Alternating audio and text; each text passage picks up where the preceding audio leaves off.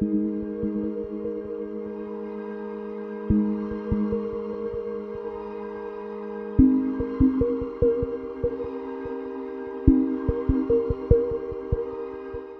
what does being a Latina, and specifically a Puerto Rican, mean to you?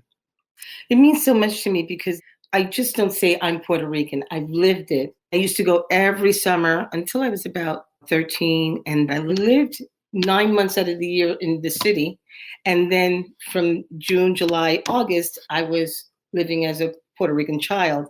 And I had learned Spanish there because if you didn't, you couldn't play with anybody. Nobody understands English, New Yorican. And so I had to really step it up. But I loved it. I really felt like I belonged, that was my home. Learning to speak Spanish and the ability to speak Spanish. Dime, what does that mean to you? How does it come into play in your personal and professional life? Bueno, español, muy importante, especially as a nurse.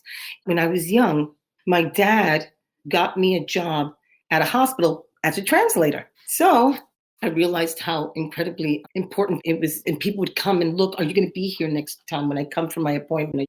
And I feel so bad for all those folks that really don't understand what's going on in the hospital, what's going on with their care, what's going on with their medication. So being able to speak Spanish and communicate with them allows me to advocate for them. And it helps them to trust me and to feel better about what's happening with them.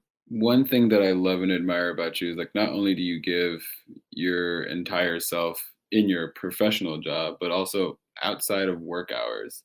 And one story that comes to mind is the story of you going down to Puerto Rico after Hurricane Maria. Can you tell us that story? Well, yeah, I'm like the Norma Ray of volunteerism. When I saw what happened to my island, I decided to collect some supplies and send it out to the island. And I collected 3,119 pounds of supplies. And I found an organization that was willing to take my stuff over to the island.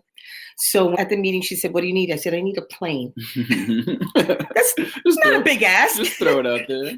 737, it doesn't have to be a big one, but I needed a plane. And they made it happen. Somehow word got out that the supplies were there to Reading, Pennsylvania. And a group of nurses and doctors chartered a plane and they set up 3 clinics in the remote areas of Puerto Rico with all my supplies. Nice. And they went to visit patients in their homes. So that was really cool.